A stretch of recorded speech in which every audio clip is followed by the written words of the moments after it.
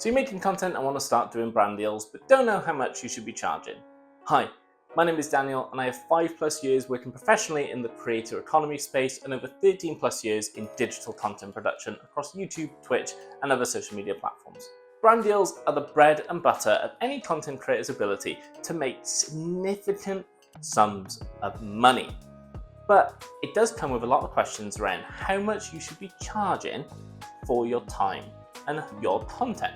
It's a tricky question to answer, especially if you're new to the space, you haven't been doing content creation for long, or you're working up to your first brand deal. It's tricky to know how much you should charge, so here's a comprehensive guide for most social media platforms. There's some that are left out because I haven't personally worked on them, but I'm covering the main 4 or 5. Just to preface that these will be market rate averages. Certain niches can charge more, certain deliverables can cost more. We'll cover the basics, we'll cover the overview so that you have at least an idea on how much you should be charging for your content. So let's start with live streaming, whether that be on Twitch, Kick, YouTube. The industry average is typically between $1 per concurrent and $2 per concurrent viewer. A concurrent viewer is your viewers per hour. So if you have 500 viewers on average, you could expect to charge $500 per hour for your stream because you are advertising to 500 people at once. So each of those is $1. So you can end up skewing to 60 to 70 cents per concurrent viewer, but at a base, you really want to be aiming for that $1 per concurrent. If you can raise it higher, amazing. If your audience is super engaged, you can definitely charge more. So just know your audience, know your worth. Live streams typically sit between $1 and $2 per concurrent viewer per hour. Moving on to YouTube, there are several costs here because there are different deliverables that you can do. The main two, and they're the two that we're going to be focusing on today, are dedicated videos and integrations. So if you don't know what these are, I'll explain. A dedicated video is the video that is fully about that brand, that product. Whatever the sponsor is, the whole video is surrounding that thing. An integration, however, is typically a 30 to 90 second ad spot somewhere in the video. Some brands want it at the start, some want it in the middle, some even want it at the end. Depends on the brand and what the product is. Typically, towards the start is common. So obviously, these are very different things. A dedicated video is going to cost more than an integration. So a dedicated video is the whole video being about that one thing. And for one of these, you could be expected to be offered anywhere between 0.05 cents to 0.07 cents, depending on the niche and type of video. If you are in a niche like finance, I'd imagine that number is going to go up. I'm talking from experience as well as research from market rates. 0.05 to 0.07 cents is the market average for a YouTube dedicated video. For an integration, it's slightly lower. Obviously, it takes up less space in the video, it takes you less time, so obviously the offering is going to be slightly less. Not significantly though. Integrations can range anywhere from 0.01 cents per view to 0.05 cents per view. It really depends on the brand, really depends on who's offering it to you. But they're the typical rates for an integration on YouTube. Now, TikTok pricing is a tricky one, but the typical market rate sits around 0.03 cents per view. You'll have some sources that will say that it depends on followers or size, but I've never really approached it based on the size. If average viewership is there, but you only have like 4,000 followers on TikTok, for example, I'm going to take the average viewership because that's more accurate to your content. Obviously, if you have 4,000 followers and one video has 1 million views, but the rest have 300, then it's a bit of a different story. You're going to be either put against your size, your followers, or your average viewership. Completely depends on who's doing it, but most agencies and brands will have sort of a set format that they work to. Some like followers, some prefer average viewers.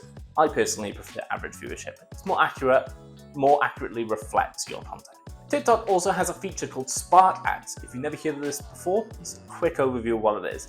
Basically, you produce a video and you can generate what's called a Spark Ad code.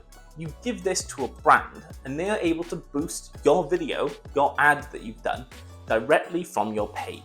So when it sits on your page, if someone goes to your profile and starts scrolling, it'll just look like a normal video. They won't know it's been boosted, unless of course you get an average of 1,000 views and this video has 200,000. But maybe it's a really good video, who knows? But typically, you scroll, you can't tell it's an ad, but that video will appear organically in people's For You pages. So while they're scrolling, they'll stumble across your video. It'll be clearly displayed that it's an ad, but this type of content that uses creators to promote products on TikTok using this boosting feature raises a bit more awareness than a general ad, because it's a personal opinion, obviously being paid for it. People know that it's a paid thing because marketing is everywhere, but it feels a bit more organic, a bit more true to life. So it's a really good way to make extra money, but this comes with extra cost to the brand to pay you. So make sure you know how much typically you should be charging. When it comes to this, it's a bit tricky. There's no definitive answer on how much I should charge for a Spark ad, but just make sure you know how long they want to boost it for, because you can do 7 days, 30 days, I think you can do 14 days as well, or you can just set it for indefinite. Just make sure you know how long they want to boost it for, because that's going to change how much you're going to charge. You typically want to agree either a percentage of the overall ad spend that the brand or agency is doing. A lot of agencies and brands may not agree to this. They may just want to pay you a flat fee, which is fine.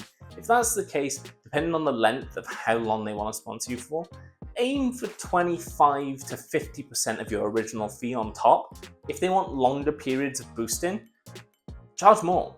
Say, if they want 3 months, I want 100% of the fee on top. Why not? Worst they can say is no. Negotiate, know your worth. You basically need to just make sure that you're getting the best value for your brand.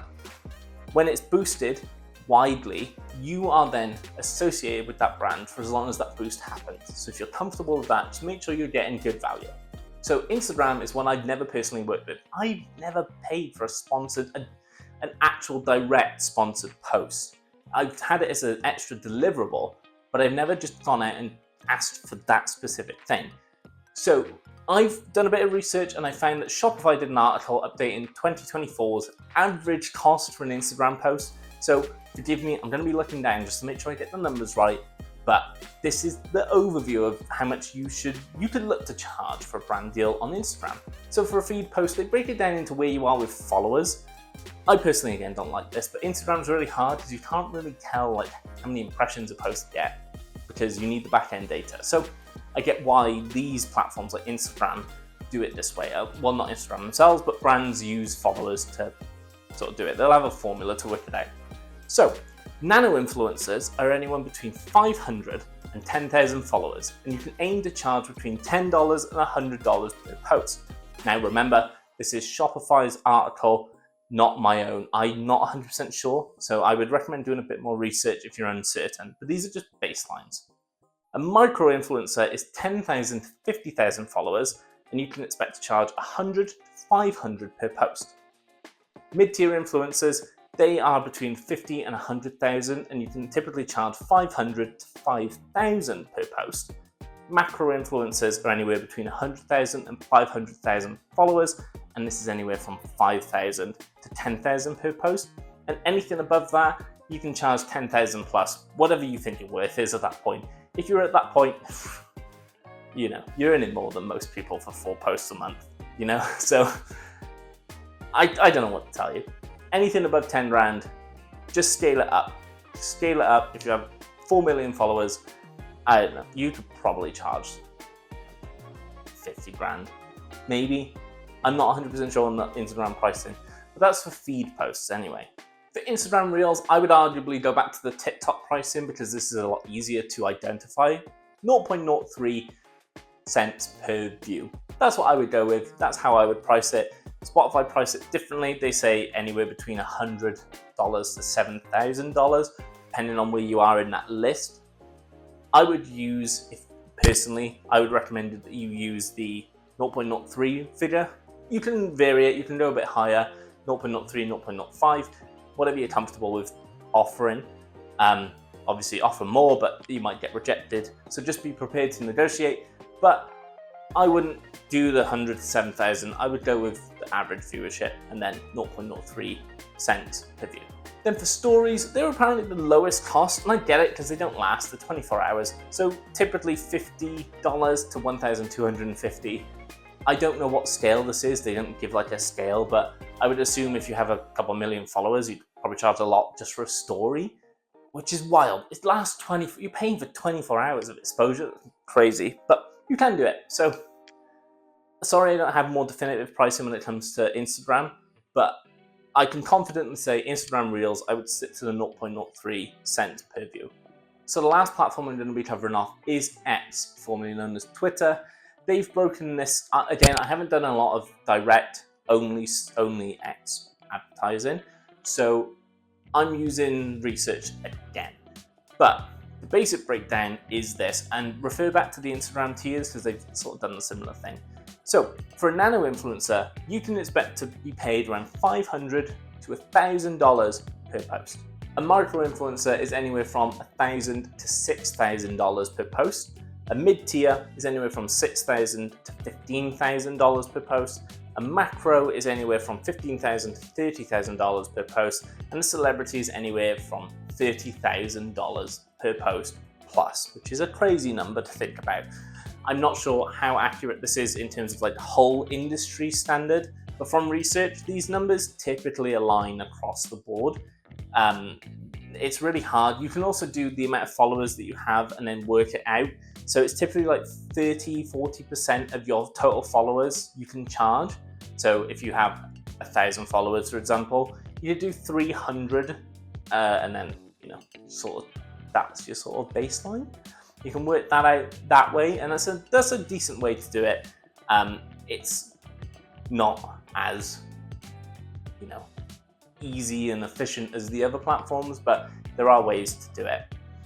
So if that was interesting to you, if you have any suggestions in the comments on prices that you've been offered, if you have any queries, or if you don't agree with a lot of it, please let me know in the comments below. I'm happy to discuss.